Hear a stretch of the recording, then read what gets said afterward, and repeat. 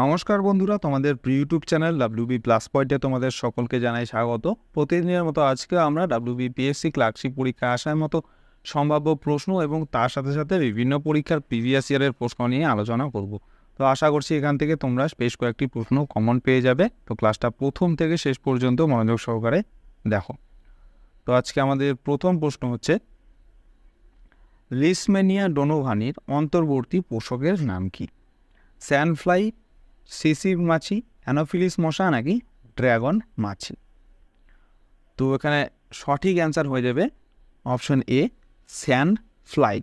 তো এর সাথে সাথে মনে রাখবে, এটা ভেরি ভেরি ইম্পর্টেন্ট প্রশ্ন, পরীক্ষায় আসতে পারে তোমাদের। তো লিসম্যানিয়া ডোনোভানি হচ্ছে কালা জ্বরের প্যারাসাইট, এটা ভালো করে মনে রাখবে। তো এটি একটি মানব রক্তের পরজীবী যা ভিসারাল লিসম্যানিয়াসিস বা কালা জ্বর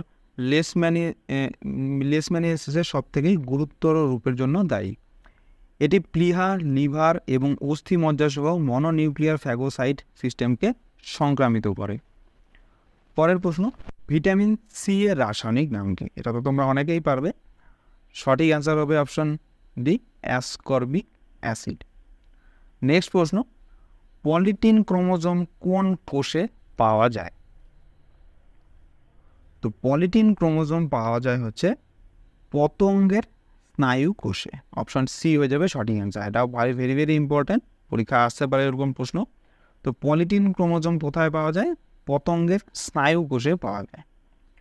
পরের প্রশ্ন, হ্যাবার্সিয়ান তন্ত্র কোথায় দেখা যায়? এটা বৃক্ক হবে।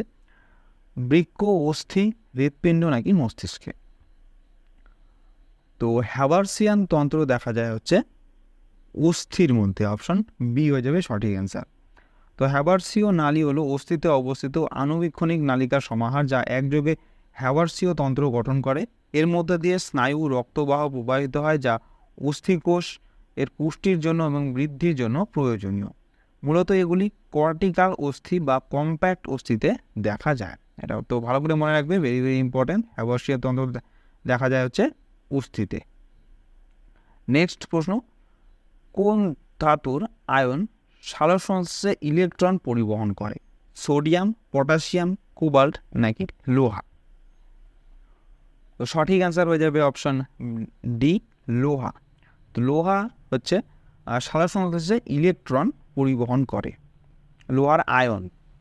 তো আয়রন হলো সবথেকে গুরুত্বপূর্ণ ধাতু যা থাইলাকয়েড বিক্রিয়ায় জড়িত, প্রধানত ইলেকট্রন পরিবহন করে। এটি অনেক ইলেকট্রন ক্যারিয়ারের প্রধান উপাদান। নেক্সট প্রশ্ন, কবাডি মাঠের দৈর্ঘ্য কত? এরকম আনকমন প্রশ্ন অনেকবারই পরীক্ষায় আসে, তোমাদের মনে রাখতে হবে, কিন্তু ইম্পর্টেন্ট প্রশ্ন। এটা আগেও অনেকবার পরীক্ষায় এসেছিল।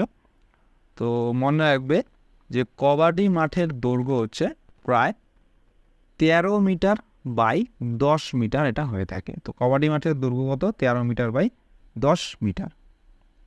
নেক্সট প্রশ্ন, পারমাণবিক চুল্লিতে সংগঠিত হয় কোনটি? নিউক্লিয় সংযোজন, স্প্যালেশন, নিউক্লিয় বিভাজন নাকি নিউক্লিয় শৃঙ্খল? তো মনে রাখবে, পারমাণবিক চুল্লিতে নিউক্লিয় বিভাজন হয়ে থাকে। Option C. নেক্সট প্রশ্ন, ভারত প্রথম আন্টার্কটিকা অভিযান শুরু করে কোন সালে? এটাও ভেরি ভেরি ইম্পর্টেন্ট প্রশ্ন। তো সঠিক অ্যান্সার হয়ে যাবে অপশন সি, 1981 সালে ভারত প্রথমবার আন্টার্কটিকা অভিযান শুরু করেছিল। তো ভারতীয় আন্টার্কটিক প্রোগ্রাম হলো একটি বহু বিষয়ক বহু প্রতিষ্ঠানিক প্রোগ্রাম, যা national centre for polar and ocean research, earth sciences মন্ত্রণালয়, ভারত সরকারের নিয়ন্ত্রণাধীন। এটি 1981 সালে আন্টার্কটিকার প্রথম ভারতীয় অভিযানের সাথে শুরু হয়েছিল। পরের প্রশ্ন, প্রাকৃতিক নির্বাচন তত্ত্বটির প্রবক্তাটা কে? তো প্রাকৃতিক নির্বাচন তত্ত্বটির প্রবক্তা হচ্ছে ডারউইন। Option C. তো ডারউইনের তত্ত্ব 1859 সালে চার্লস ডারউইন অভিযোজন ও প্রজাতির জন্য একটি ব্যাখ্যা হিসেবে প্রাকৃতিক নির্বাচনের মাধ্যমে বিবর্তনের তার তত্ত্ব নির্ধারণ করেছিলেন। পরের প্রশ্ন, টেলিসংযোগের জন্য কোন ধরনের তরঙ্গ ব্যবহার করা হয়? ইনফ্রারেড রশ্মি, ইউভি রশ্মি, মাইক্রো রশ্মি নাকি এক্স রশ্মি? তো টেলিসংযোগের জন্য ব্যবহার করা হয় মাইক্রোওয়েভ রশ্মি। Option C. তো টেলিকমিউনিকেশনের জন্য মাইক্রোওয়েভস ব্যবহৃত হয়। এটি আমাদের ভোকাল কর্ড থেকে নির্গত যান্ত্রিক তরঙ্গগুলির মধ্যে সামঞ্জস্য বিধান করে। হার্টজ, টেসলা, বার্নলি এবং মার্কনির মতো শ্রেষ্ঠ পদার্থবিদেরা বুঝেছিলেন যে তথ্য বাতাসের মাধ্যমে সম্প্রচারের জন্য বৈদ্যুতিক চৌম্বকীয় তরঙ্গ ব্যবহার করা সম্ভব। পরের প্রশ্ন, নিচের কোনটি দৈর্ঘ্যের একক নয়? আলোকবর্ষ, মাইক্রন, ইউ নাকি রেডিয়ান? তো অপশনগুলোর মধ্যে আলোকবর্ষ, মাইক্রন, ইউ এগুলো সব হচ্ছে দৈর্ঘ্যের একক। একমাত্র রেডিয়ান হচ্ছে দৈর্ঘ্যের একক নয়, এটা হচ্ছে কোণ পরিমাপ করার একক। তো রেডিয়ান হচ্ছে কোণ পরিমাপের একটি আদর্শ একক যা গণিতের অসংখ্য শাখায় ব্যবহৃত হয়। বৃত্তের ব্যাসার্ধের সমান দৈর্ঘ্যের বৃত্তচাপ বৃত্তের কেন্দ্রে যে কোণ উৎপন্ন করে তাকে 1 রেডিয়ান বলা হয়। এই 1 রেডিয়ানের সংজ্ঞাটা এটা কিন্তু অনেকবার পরীক্ষায় আসে, ভেরি ভেরি ইম্পর্ট্যান্ট। এটা ভালো করে মনে রাখবে যে বৃত্তের ব্যাসার্ধের সমান দৈর্ঘ্যের বৃত্তচাপ বৃত্তের কেন্দ্রে যে কোণ উৎপন্ন করে তাকে বলা হয় 1 রেডিয়ান। এক্ষেত্রে বৃত্তের পরিধি থেকে নেওয়া চাপের দৈর্ঘ্য বৃত্তের ব্যাসার্ধের সমান হতে হবে। পরের প্রশ্ন, মানুষের স্বাভাবিক রক্ত হচ্ছে কেমন ধরনের? আম্লিক, প্রশমিত, ক্ষারীয় নাকি পরিবর্তনশীল? তো মানুষের স্বাভাবিক রক্ত হচ্ছে ক্ষারীয় প্রকৃতির হয়, অপশন বি। পরের প্রশ্ন, সবথেকে নমনীয় ধাতু কোনটি? প্লাটিনাম, রূপা, লোহা নাকি সোনা? তো সবথেকে নমনীয় ধাতু হচ্ছে সোনা, অপশন ডি। তো সোনা হচ্ছে সর্বাধিক নমনীয় ধাতু। 1 গ্রাম সোনা থেকে প্রায় 2 কিলোমিটার দৈর্ঘ্যের একটি তার তৈরি করা যায়। নেক্সট প্রশ্ন, লবঙ্গ সংগ্রহ করা হয় কোথা থেকে? অর্থাৎ লবঙ্গ গাছের কোন অংশকে বলা হয়? মূল, কাণ্ড, পাতা নাকি ফুলের মুকুল? তো লবঙ্গ সংগ্রহ করা হয় হচ্ছে ফুলের মুকুল থেকে, অপশন ডি। এই প্রশ্নটা অনেকবার রিপিট হয়, ভেরি ভেরি ইম্পর্ট্যান্ট। তো লবঙ্গগুলি গাছের সুগন্ধযুক্ত শুকনো ফুলের কুড়ি। লবঙ্গগুলি হচ্ছে ইন্দোনেশিয়ার স্থানীয় এবং পুরো বিশ্ব জুড়ে রান্নার মশলা হিসেবে ব্যবহৃত হয়। লবঙ্গ এখন প্রধানত ইন্দোনেশিয়া, মাদাগাস্কার, জাঞ্জিবার, পাকিস্তান এবং শ্রীলঙ্কায় চাষ করা হয়। পরের প্রশ্ন, প্রাণীদেহের দীর্ঘতম কোষের নাম কি? এটা তো আমাদের আগেও পড়ানো হয়েছিল এবং অনেকবার পরীক্ষায় আসে এটা। তো প্রাণীদেহের দীর্ঘতম কোষের নাম হচ্ছে স্নায়ু কোষ, অপশন এ। তো স্নায়ু কোষ হচ্ছে শরীরের দীর্ঘতম কোষ। ডিম্বাণু কোষ বা ডিম্বাণু মানবদেহের সব থেকে বড় কোষ। এটির ব্যাস হচ্ছে প্রায় 0.1 মিলিমিটার। পরের প্রশ্ন, পাচিত খাদ্যের শোষণ হয় কোথায়? পাকস্থলিতে, ক্ষুদ্রান্তে, বৃহদন্ত্রে নাকি কোলনে? তো আমাদের খাদ্যের পাচিত খাদ্যের শোষণ হয় হচ্ছে ক্ষুদ্রান্তে, অপশন বি। ক্ষুদ্রান্ত হলো খাদ্যের প্রধান পাচক এবং শোষক। এটি 3টি অংশ নিয়ে গঠিত, যথা ডিওডেনাম, জেজুনাম এবং ইলিয়াম। প্রথমের অংশটিকে বলে ডিওডেনাম, আর মিডিলের অংশটিকে বলে জেজুনাম এবং লাস্টের অংশটিকে বলে ইলিয়াম। নেক্সট প্রশ্ন, নিচের কোনটি লাফিং গ্যাস নামে পরিচিত? এটা তো তোমরা অনেকেই পারবে। তো অ্যান্সার হয়ে যাবে নাইট্রাস অক্সাইড, অপশন বি। পরের প্রশ্ন, আমির খসরু কোন বাদ্যযন্ত্র ব্যবহার করতেন? এটা ভেরি ভেরি ইম্পর্টেন্ট। অপশন হচ্ছে সরোদ, তবলা, সেতার নাকি বাঁশি? তো আমির খসরু ব্যবহার করতেন হচ্ছে সেতার, অপশন সি। নেক্সট প্রশ্ন, সন্তোষ ট্রফি কোন খেলার সঙ্গে যুক্ত? এটাও ভেরি ভেরি ইম্পর্টেন্ট। তো সন্তোষ ট্রফি হচ্ছে ফুটবল খেলার সাথে যুক্ত। সন্তোষ ট্রফি হচ্ছে ভারতীয় ফুটবল টুর্নামেন্ট যা সরকারি প্রতিষ্ঠান এবং ভারতীয় রাজ্যগুলির মধ্যে খেলা হয়। 1941 সালে শুরু হওয়া এই টুর্নামেন্টের নামকরণ করা হয়েছে ভারতীয় ফুটবল অ্যাসোসিয়েশনের সভাপতি সন্তোষের স্যার মনোমথ নাথ রায় চৌধুরীর নাম। তো এখানে মনে রাখবে যে সন্তোষ ট্রফি খেলা কবে থেকে শুরু হয়েছিল? 1941 সাল থেকে। নেক্সট প্রশ্ন, প্রার্থনা সমাজের প্রতিষ্ঠাতা কে ছিলেন? সঠিক অ্যান্সার হয়ে যাবে আত্মারাম পাণ্ডুরঙ্গ, অপশন সি। তো প্রার্থনা সমাজ 1867 সালের 31শে মার্চ আত্মারাম পাণ্ডুরঙ্গ দ্বারা প্রতিষ্ঠিত হয়েছিল, যখন কেশবচন্দ্র সেন মহারাষ্ট্র সফর করেছিলেন, যার উদ্দেশ্য ছিল হচ্ছে মানুষকে এক ঈশ্বরে বিশ্বাস করা এবং একমাত্র ঈশ্বরের উপাসনা করা। মহাদেব গোবিন্দ রানাডে যোগদানের পর এটি আরও জনপ্রিয় হয়ে উঠেছিল। পরের প্রশ্ন, ক্যাবিনেট মিশনের সদস্য কে ছিলেন না? তো অপশনগুলির মধ্যে কে ক্যাবিনেট মিশনের সদস্য ছিলেন না? তো ক্যাবিনেট মিশনে মোট 3 জন সদস্য এসেছিলেন, আর তারা হচ্ছে প্যাথিক লরেন্স, স্ট্যাফোর্ড ক্রিপস এবং এভি আলেকজান্ডার। একমাত্র জন সাইমন ইনি হচ্ছে ক্যাবিনেট মিশনের সদস্য ছিলেন না। অপশন বি হয়ে যাবে তাহলে সঠিক অ্যান্সার।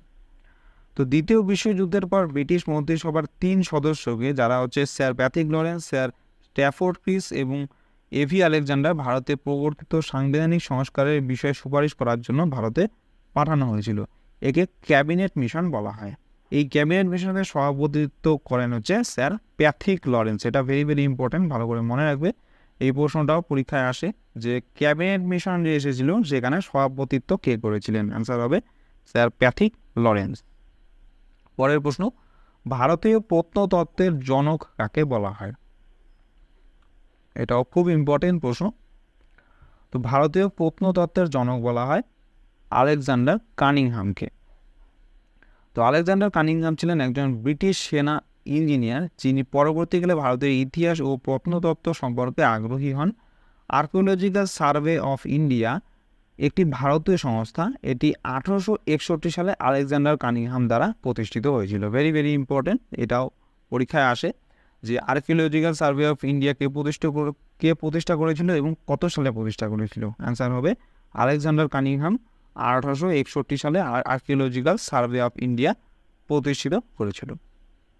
পরের প্রশ্ন, হিন্দু মজদুর সংঘের প্রতিষ্ঠাতা কে ছিলেন? তো অ্যান্সার হয়ে যাবে জি.এল. নন্দ। পরের প্রশ্ন, দো আসপা এবং সি আসপা ব্যবস্থা কে চালু করেছিলেন? এটাও খুব ইম্পর্টেন্ট। তো দো আসপা এবং সি আসপা ব্যবস্থা চালু করেছিলেন জাহাঙ্গীর। Option C. তো দো আসপা এবং সি আসপা র্যাঙ্কিং ব্যবস্থা সম্রাট জাহাঙ্গীর প্রবর্তন করেছিলেন। এটি ছিল ঘোড়ার মালিক মনসবদারদের একটি সম্মানজনক র্যাঙ্কিং। শাহজাহান ছিলেন সম্রাট, যিনি তার পিতার দ্বারা প্রতিষ্ঠিত হওয়ার পরে এটি ব্যাপকভাবে ব্যবহার করেছিলেন এবং এটিকে আনুষ্ঠানিক রূপ দিয়েছিলেন। পরের প্রশ্ন, চন্দ্রগুপ্ত মৌর্যের পর কে সিংহাসনে বসেছিলেন? বিন্দুসার, অজাতশত্রু, অশোক নাকি হর্ষবর্ধন? তো অ্যান্সার হয়ে যাবে বিন্দুসার। তো বিন্দুসার 298 খ্রিস্টপূর্বাব্দে চন্দ্রগুপ্ত মৌর্যের স্বেচ্ছা অবসরের পর তার পুত্র বিন্দুসার মাত্র 22 বছর বয়সে সিংহাসন লাভ করেন। নেক্সট প্রশ্ন, সাইমন কমিশন গঠন করা হয়েছিল কিসের জন্য? অর্থাৎ সাইমন কমিশন কি উদ্দেশ্যে ভারতে এসেছিল? তো অ্যান্সার হয়ে যাবে ভারতীয় সংবিধানের সংস্কারের জন্য। তো ভারতীয় সমস্যাগুলি অনুসন্ধান করে শাসনতান্ত্রিক সংস্কার সম্পর্কে প্রতিবেদন পেশ করার জন্য এই কমিশন গঠন করা হয়েছিল 1927 সালে। পরের প্রশ্ন, মালয়েশিয়ার মুদ্রার নাম কি? এটা তোমাদের আগেও পড়ানো হয়েছিল। তো এখানে অ্যান্সার হয়ে যাবে অপশন সি, রিঙ্গিত। নেক্সট প্রশ্ন, দক্ষিণ কোরিয়ার রাজধানীর নাম কি? কুয়ালালামপুর, ব্রাজেলস, সিওল নাকি বাগদাদ? তো দক্ষিণ কোরিয়ার রাজধানীর নাম হচ্ছে অপশন সি, সিওল। তোমরা কমেন্টে জানাবে যে এই যে ব্রাজেলস রয়েছে এটা কোথাকার রাজধানী, এটা তোমরা কমেন্টে জানাবে। নেক্সট প্রশ্ন, কথাকলি নৃত্য কোন রাজ্যের? তামিলনাড়ু, কেরালা, কর্ণাটক নাকি উড়িষ্যার? তো কথাকলি নৃত্য হচ্ছে কেরালা রাজ্যের একটি নৃত্য। নেক্সট প্রশ্ন, ইসরোর সদর দপ্তর কোথায় অবস্থিত? শ্রীহরিকোটা, ব্যাঙ্গালোর, চাঁদিপুর নাকি দিল্লিতে? তো সঠিক অ্যান্সার হয়ে যাবে ব্যাঙ্গালোরে, অপশন পি। পরের প্রশ্ন, হার্ড চয়েস এর লেখক কে? George Bush, Barack Obama, Hillary Clinton নাকি কোনোটি না? তো হার্ড চয়েসের লেখক হচ্ছে হিলারি ক্লিন্টন, অপশন সি। পরের প্রশ্ন, আরবিআই কবে প্রতিষ্ঠিত হয়েছিল? খুবই ইম্পর্টেন্ট প্রশ্ন। অনেকবার রিপিট হয় এই প্রশ্নটা, যে আরবিআই কত সালে প্রতিষ্ঠিত হয়েছিল? তো অ্যান্সার হবে 1 এপ্রিল 1935 সালে আরবিআই প্রতিষ্ঠিত হয়েছিল। তো রিজার্ভ ব্যাঙ্ক অফ ইন্ডিয়া প্রথম বিশ্বযুদ্ধের পরে অর্থনৈতিক সমস্যায় সাড়া দেওয়ার জন্য 1 এপ্রিল 1935 সালে প্রতিষ্ঠিত হয়েছিল। পরের প্রশ্ন, রোহন বোপান্না কোন খেলার সাথে যুক্ত? এটা ভেরি ভেরি ইম্পর্টেন্ট প্রশ্ন, এটা অনেকবার পরীক্ষায় আসে এবং খুব বিখ্যাত ব্যক্তি। তো রোহন বোপান্না হচ্ছে, মনে রাখবে, ব্যাডমিন্টন খেলার সাথে যুক্ত। নেক্সট প্রশ্ন, সিএসও এর পুরো নাম বা ফুল ফর্ম কি? সিএসও ফুল ফর্ম কি? অ্যান্সার হয়ে যাবে central statistical organisation, option A. তো কেন্দ্রীয় পরিসংখ্যান অফিস সরকারি রাজস্ব গণনা করে, দেশব্যাপী আদমশুমারি পরিচালনা করে এবং অর্থনৈতিক তদন্ত করে থাকে। নেক্সট প্রশ্ন, কোনো বিল অর্থ বিল কিনা তার ঠিক করার দায়িত্ব কার? এটাও ভেরি ভেরি ইম্পর্টেন্ট, এটা কিন্তু অনেকবার পরীক্ষায় আসছে, খুব ইম্পর্টেন্ট। তো এটা ভালো করে মনে রাখবে। অ্যান্সার হয়ে যাবে এখানে অপশান বি, স্পিকার। তো লোকসভার স্পিকার দায়িত্ব রয়েছে যে কোনো বিল অর্থ বিল কিনা সেটা ঠিক করা। তো স্পিকার সিদ্ধান্ত নেন যে কোনো বিল অর্থ বিল কিনা, আর একটি অর্থ বিল কেবলমাত্র লোকসভায় উপস্থাপন করা যেতে পারে। এটাও পরীক্ষায় আসে, এই প্রশ্নটাও ভেরি ভেরি ইম্পর্ট্যান্ট। এই দুটো লাইনই খুব ইম্পর্ট্যান্ট, যে স্পিকার অর্থ বিল সিদ্ধান্ত নেন এটা অর্থ বিল কিনা, আর অর্থ বিল একমাত্র লোকসভায় পেশ করা যায়। এটা এই দুটো ভেরি ভেরি ইম্পর্ট্যান্ট। নেক্সট প্রশ্ন, ভারতীয় সংবিধানের 8ম তফসিলে কটি ভাষা রয়েছে? সঠিক অ্যান্সার হবে অপশান বি, 22টি। তো মোট 22টি রয়েছে ভারতীয় সংবিধানের 8ম তফসিলে। তো ভারতের সংবিধানের অনুচ্ছেদ 344(1) এবং 351 অনুযায়ী 8ম তফসিলে 22টি স্বীকৃত ভাষা রয়েছে। নেক্সট প্রশ্ন, নীতি আয়োগ একটি কি? এনজিও, সাংবিধানিক সংস্থা, থিঙ্ক ট্যাঙ্ক নাকি ব্যাংক? তো নীতি আয়োগ হচ্ছে এক প্রকারে think tank, option C. Next প্রশ্ন, দ্য লাস্ট মুঘল এটা কার লেখা? তো দ্য লাস্ট মুঘল এই বইটি কার লেখা? এটা ভেরি ভেরি ইম্পর্টেন্ট। তো সঠিক অ্যান্সার হয়ে যাবে এটার অপশন এ, উইলিয়াম ডালরিম্পল। তো উইলিয়াম ডালরিম্পল হচ্ছে দ্য লাস্ট মুঘল বইয়ের লেখক। তো দ্য লাস্ট মুঘল হচ্ছে উইলিয়াম ডালরিম্পলের 2006 সালের একটি ঐতিহাসিক বই। এটি কবি সম্রাট বাহাদুর শাহ জাফরের জীবন এবং 1857 সালের অসফল ভারতীয় বিদ্রোহ নিয়ে আলোচনা করে, যেটিতে তিনি অংশগ্রহণ করেছিলেন ভারতে ব্রিটিশ ইস্ট ইন্ডিয়া কোম্পানির শাসনকে চ্যালেঞ্জ করে। নেক্সট প্রশ্ন, সিন্ধু নদের পতনস্থল কোথায়? এটা সোজা প্রশ্ন, সবাই পারবে। অ্যান্সার হয়ে যাবে আরব সাগরে, অপশন বি। নেক্সট প্রশ্ন, এটা লাস্ট প্রশ্ন আজকের ক্লাসের, ভেরি ভেরি ইম্পর্টেন্ট, ভালো করে মনে রাখবে, যে ডেন্স, স্ম্যাশ, ড্রপ, লাভ, লট, ফল্ট এই শব্দগুলি কার থেকে সম্পর্কিত, অর্থাৎ কোন খেলার সাথে সম্পর্কিত এই শব্দগুলি? ব্যাডমিন্টন, কুস্তি, টেবিল টেনিস নাকি বক্সিং? এই লাভ এটা কিন্তু অনেকবার পরীক্ষা আসে, লাভ, ফল্ট, তারপরে স্ম্যাশ, এই তিনটা খুবই ইম্পর্ট্যান্ট, এগুলো অনেকবার পরীক্ষায় এসেছে। তো এই শব্দগুলি মনে রাখবে, অ্যান্সার হয়ে যাবে ব্যাডমিন্টন। তো এই শব্দগুলো হচ্ছে ব্যাডমিন্টন খেলার সাথে সম্পর্কিত। তো বন্ধুরা, এই ছিল আজকে আমাদের WBPSC ক্লার্কশিপের স্পেশাল জিকে ক্লাস। তোমাদের কেমন লাগলো অবশ্যই কমেন্ট করে জানাও। ভালো লেগে থাকলে অবশ্যই একটি লাইক করবে এবং চ্যানেলে নতুন হয়ে থাকলে চ্যানেলটিকে অবশ্যই সাবস্ক্রাইব করে রাখবে এরকম আরও ক্লাসের জন্য। তো তোমাদের সাথে দেখা হচ্ছে নেক্সট ক্লাসে। ধন্যবাদ।